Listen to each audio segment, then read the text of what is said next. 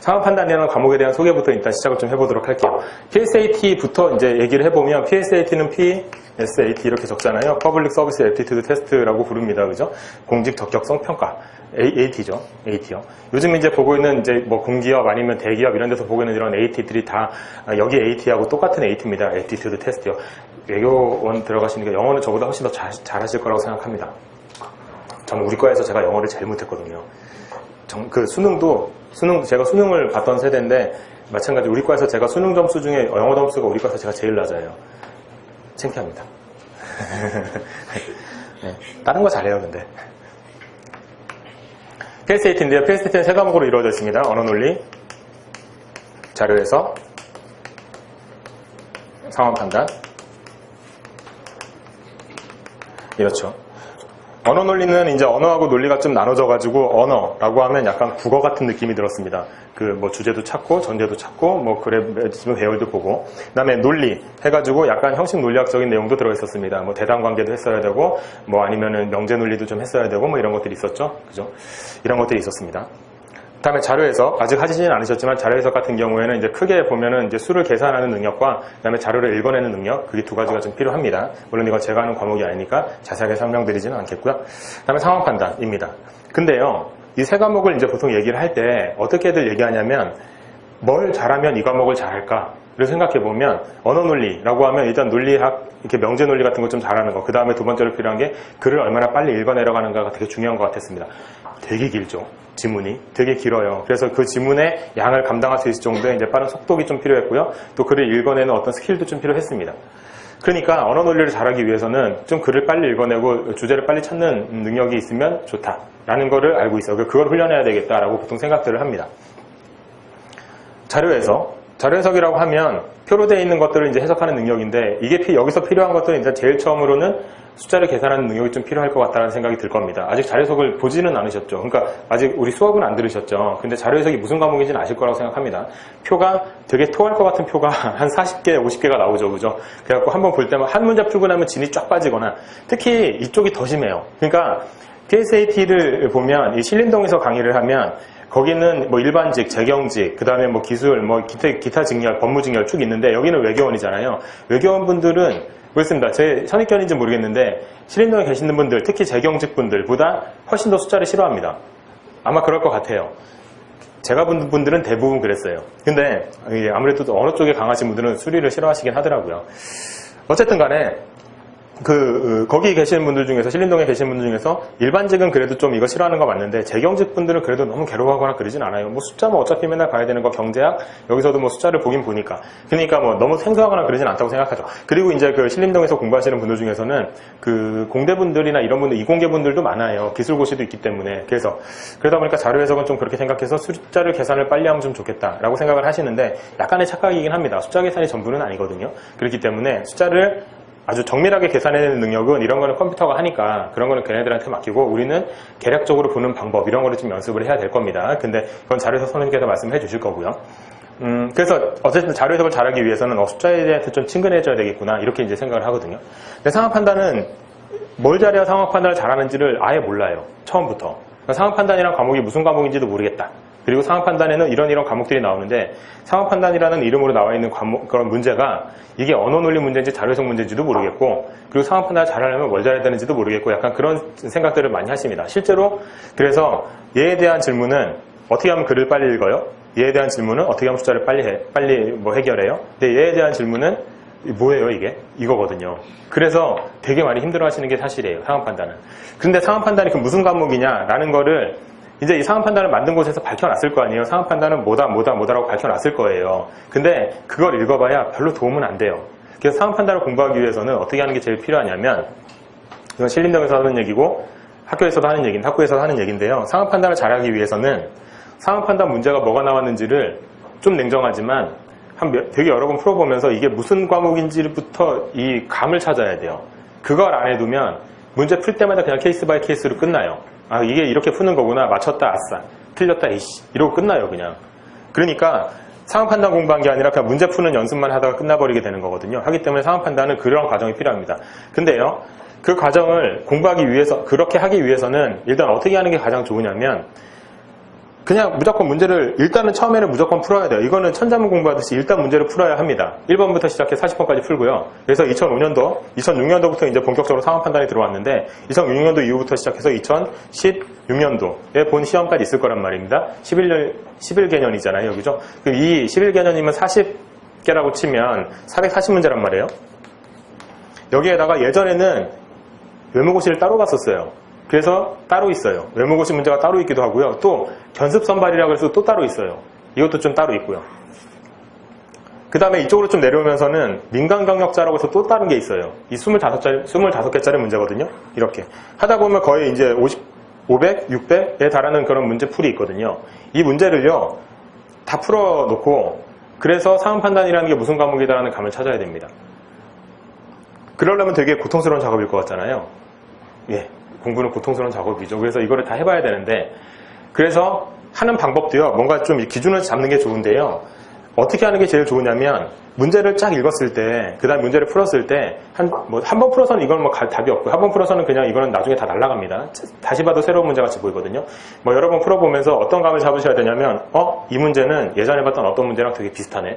이런 감을 찾으시면 조금씩 이제 하위 유형이 정리가 되겠죠.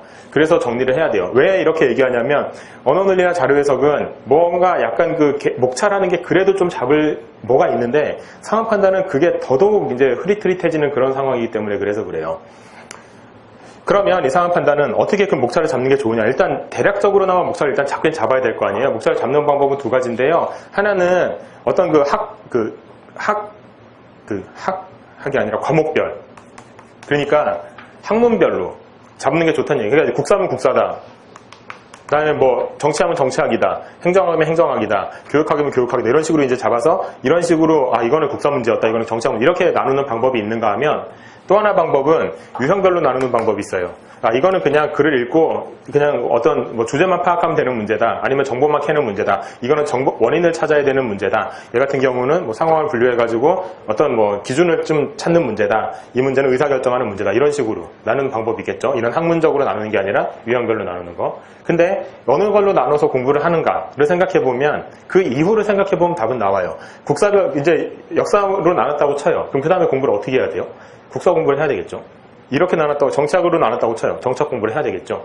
그러니까 이렇게 나누면 나중에 나누는 거가 별로 의미가 없는 게 나중에 어떻게 해야 될지를 몰라요. 그렇다고 이 학문을 공부할 게 아니잖아요. 그러니까 이런 문제들을 나누는 방법은 이렇게 유형별로 나누는 필요가 있어요. 그래서 이제 여러분들은 오늘 저랑 같이 이제 공부를 하시면서 상황 판단이라는 게 어떤 과목인지를 보실 텐데 그보다 더 저하고 같이 보는 시간 외에 더 시간을 들여야 되는 부분은 상황 판단 기출 문제들을 꼭 구해가지고 풀어보는 시간을 가져야 돼요.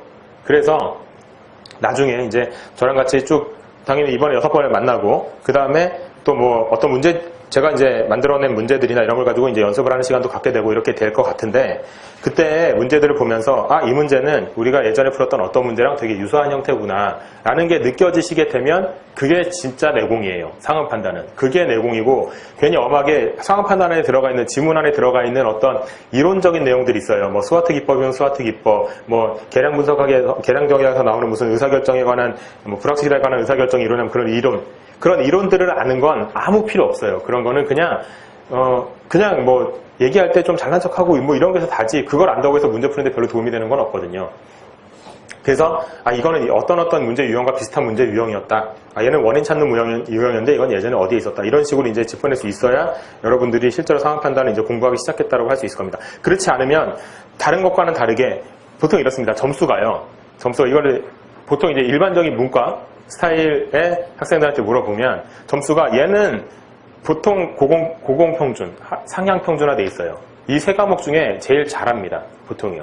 그리고 자료해석은 이게 어떤 특징이 있냐면 공부를 했을 때랑 공부를 안 했을 때랑 공부를 했을 때랑 쭉 올라가는 그런 특징이 있어요. 그래서 신림동에서는 자료해석에 관한 강의에 대한 수요가 제일 많아요. 왜냐면 얘는 공부하면 좀 늘어난다는 느낌이 있거든요. 그동안 내가 숫자를 정말 안 친하게 살았구나. 숫자랑 안 친했구나. 숫자를 계산하는 걸 정말 좀 이런 말 비루한 방법으로 계산하고 살았구나. 곱하기를 하라고 하면 정말 순진하게 곱하기를 했었구나. 이런 생각을 하면서 그런 스킬들을 찾아가거든요.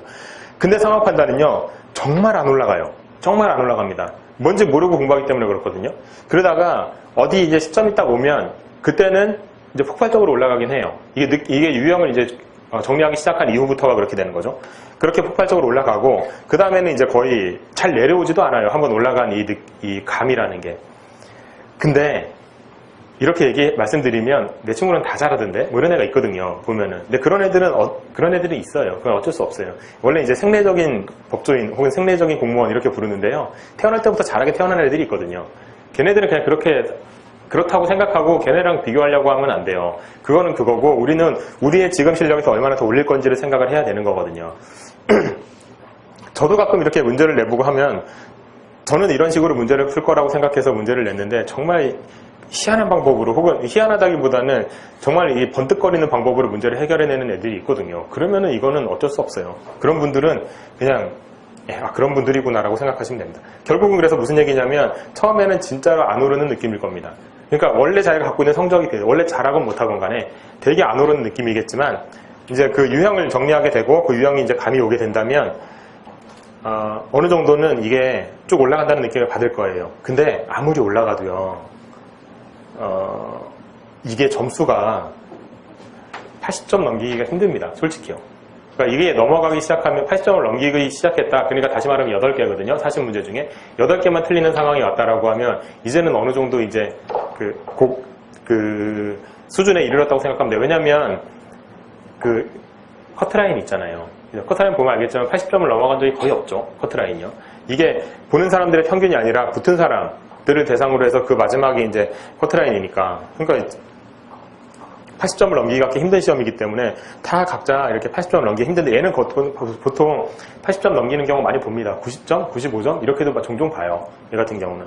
근데 얘도 그렇습니다. 얘도 되게 원래 이걸 잘하시는 분들은 당연히 뭐 90대까지 가는 분도 있지만 대체로 80 좀 연습하시면 근데 이제 우리 문과 같은 경우는 75 뭐 이렇게 해서 이제 왔다 갔다 하든가 아니면 70 이렇게 왔다 갔다 하든가 12개면 70이거든요. 이 정도에서 왔다 갔다 하든가 이렇게 되는데 상황 판단은 얘 같은 경우는 참 깎아먹기도 하고 아니면 여기서 점수를 따기도 하고 되게 상황이 많아. 그리고 그날 상황에 따라서 컨디션이 좋으면 잘 보이고 안 보이면 안 보이는 경우도 있고 그렇기 때문에 약간 그 유형화시켜서 들쭉날쭉하지 않도록 정리를 할 필요가 있다는 얘기입니다. 세 과목에 대해서 이제 그래서 상황 판단에 대한 얘기를 이 정도로 말씀드리고요.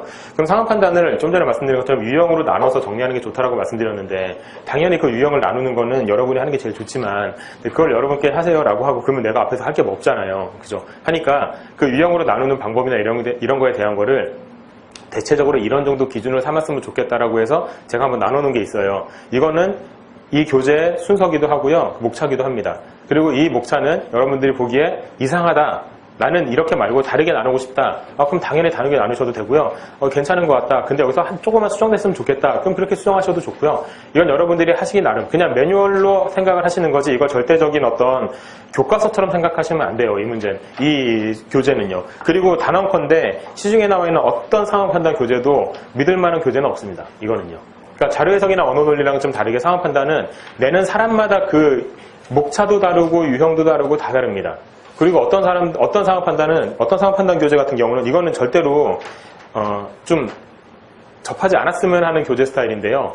되게 이론이 되게 많이 들어가 있는 상황 판단 교재들이 있어요. 아까 얘기했던 스와트, 아니면 계량 분석학, 아니면은 무슨 투표, 아니 뭐 되게 많이 들어가 있는 게 있어요. 그래서 막 이만큼씩 들어가 있고 논문처럼 해가지고 행정학에 대한 어떤 지식들이 되게 많이 들어가 있는 책들이 가끔 보이거든요, 보면. 근데 그런 책들은 대체로 어떤 느낌이냐면 행정학을 전공하신 분들이 상황 판단을 강의를 하는데 상황 판단에 대해서 문제를 풀어보긴 했는데 거기서 보면 행정학에 관련된 소재를 가지고 문제를 구성하기도 해요. 그러니까 옳다거나 싶어서 그런 이론들을 왕창 집어넣어요. 그래놓고 이제는 읽어봐라 하고 끝내는데요. 읽어본다고 해서 도움되는 게 하나도 없거든요. 그거는. 그러니까 이게 뭐 페이지만 잡아먹고 책을 이만해져 있고 근데 이거 봐야 될지 안 봐야 될지는 모르겠고 근데 봤다고 해서 문제 푸는 데 도움은 안 되는 것 같고 약간 그런 느낌이 드는 게 있을 수 있거든요. 하기 때문에 그런 식의 교재들은 되도록 이제 지양하시는 게 좋습니다. 은근히 많아요. 나가보면 상황 판단이라 있는 붙여놓고는 은근히 많아요. 그 다음에 상황 판단을 이제 공부하신다, PSAT를 공부하신다라고 하면 꼭 갖춰야 될 거 하나는 기출문제집인데요. 이 기출문제집은 5개년도 기출문제집도 있고 아니면 되게 두껍게 해서 막 8개년도, 10개년도까지 기출문제집도 있기도 해요. 어떤 기출문제집을 사시는지는 상관이 없는데 얘도 마찬가지로 기출문제집은 그러니까 기출문제집을 안 갖고 계실 거면 기출문제를 프린트라도 해두셔야 돼요. 아까도 얘기했지만 기출문제가 여러분들한테는 무조건 무기입니다. 그게 무기고 그걸 기준으로 뭔가를 다 판단하는 거지 그냥 문제가 어렵다, 문제가 쉽다 이런 거는 다 그러니까 이거는 무슨 얘기냐면 이제 저희랑 같이 공부를 하시겠지만 시중에 있는 모의고사 문제집을 사본다거나 아니면 시중에 있는 문제집을 사본다거나 이런 날이 있을 수도 있어요. 이제 나중에 되면. 그랬을 때 문제집을 보면서요. 이 문제 좋다 나쁘다를 판단을 해야 될 거 아니에요. 그 판단의 기준은 여러분이 봤던 기출문제에 대한 감 이걸로 판단하는 거예요. 그래서 봤는데 어렵다 쉽다 이게 기준이 아니라 어렵긴 한데 기출문제랑 비슷하긴 한데 어렵네 라면 좋은 문제예요. 쉽다라고 해도 내가 점수가 잘 나와도 기출문제는 이런 거 본 적 없는데 라고 하면 이건 이상한 문제집이에요. 이런 문제 만드는 것도 쉽지가 않기 때문에요. 이 한 문제 만드는데 시간이 되게 많이 걸립니다. 이제 우리 같은 사람들이 만들기 위해서는. 실제로 이거 기출문제 만들 때에는 시험 볼 때에는 교수님들이랑 학생들이라고 하면 이제 합격된 사람들을 말하죠. 그러니까 1차 합격하고 2차 합격하고 해서 행정고시 돼가지고 이제 들어가 있는 친구들 중에서 1차 잘 본 애들을 모아가지고 팀을 만들어요. 그리고 교수님들이랑 같이 호텔방에 가둬놓습니다. 그래놓고 한 몇십 일 동안을 이 문제만 만들어요. 걔네들은 핸드폰 뺏기고 다 뺏기고 그렇겠죠? 그리고 교수님들이 문제 내면 풀고, 문제 내면 풀고, 밤에 술 먹고, 문제 내면 풀고, 문제 내면 풀고, 밤에 술 먹고, 진짜 그렇게만 계속 그러고 살아요. 그러다가 이제 끝나면 나오고. 그래서 이제 그 같이 팀에 들어간 애들끼리도 이제 친하게 지내고 이런 것도 종종 봤는데, 그렇게 문제를 내기 때문에 문제가 되게 정갈하고 깨끗하고 좋아요. 근데 시중에 나와 있는 문제 중에서는 이게 어렵긴 한데, 다른 느낌의 어려움이 있어요. 빡침인데요, 이거는. 이런 걸 계산을 하고 나보고? 이런 느낌이 있거든요. 그래서 너는 할 수 있냐? 이런 식의 문제들. 퍼즐을 풀라고 하는데 이걸 나보고 풀라고? 너는 풀 수 있냐? 근데 실제에서는 이렇게까지 복잡하게는 안 나오는데? 이런 느낌이 있는 게 있어요. 그런 것들은 다 잘못된 문제라고 생각하시기 위해서는 기출문제를 반드시 이제 정리를 하셔야 되고요. 그러려면 기출문제집이 있어야 되는데 기출문제집은 다시 말씀드리지만 기출문제집으로 나온 게 있고 그냥 고시점, go.kr 여기 들어가면 기출문제를 다 뽑을 수 있죠. 사이버 국가고시센터요. 뽑을 수 있는데요. 여기 가면은 기출문제는 다 프린트할 수 있지만 혹은 파일로도 받아놓을 수 있지만 정답밖에 없어요. 해설이 없어요. 그렇기 때문에 해설은 좀 이제 일반 저희 같은 이제 사기업에서 이제 해설을 내가지고 기출문제집을 만들거든요. 그래서 이 해설은 꼭 구해두시는 게 좋을 것 같습니다. 근데요, 이 해설 같은 경우도 지금 처음에 되게 많은 얘기를 하고 있는데요. 해설 같은 경우도 뭐가 좋은 해설이다, 뭐가 나쁜 해설이다는 본인이 판단해야 돼요. 읽어봐야 됩니다. 그래서 어떤 특별한 문제, 잘 안 풀리는 문제 몇 개를 이렇게 선별해가지고요. 그걸 들고 서점을 가시던 아니면 도서관을 가시던 가세요. 가셔가지고 그 문제를 어떻게 해설해놨나를 한번 보세요. 책들을 보면서. 보면은 진짜 실소가 나올 정도로 허접한 해설도 있습니다. 보면요. 제일 대표적인 게 기역, 니은, 디귿, 리을. 이렇게 이제 있고 다음 중 옳은 것은 이렇게 나와 있잖아요. 그럼 해설집이라면 이거가 왜 틀렸는지 왜 맞았는지가 나와야 될 거 아니에요. 근데 이건 맞았어요. 그럼 1, 2, 3, 4번 중에 2번은 아니에요. 그러면 이제 4, 5번 남았어요. 디귿하고 리을만 판단하면 돼요. 디귿이 맞아요. 그러니까 3번. 끝. 이런 해설도 있어요, 보면. 이거는 이래놓고 책을 낸다는 건 이거는 종이 낭비죠. 솔직히 말해서. 그러니까 이런 것도 있으니까 이런 것들을 이제 골라내시고 본인이 봤을 때 이거는 공부가 될 만하다 하는 해설들이 있을 겁니다. 그래서 그런 해설들을 좀 보시는 게 좋은데요. 서점을 가셔서 보셔도 좋고 도서관을 가셔서 보셔도 좋고요. 아니면 학교를 다니시고 계시다면 혹시 학교 도서관에도 아마 기출문제집이 있을 테니까 그걸 이제 구해서 한번 보시는 것도 방법이겠습니다. 그리고 나서 책을 사기가 조금 번거롭다라고 싶으면 그 해설마타를 복사를 해두시든가 해가지고 이제 갖고 계시는 것도 방법이겠어요.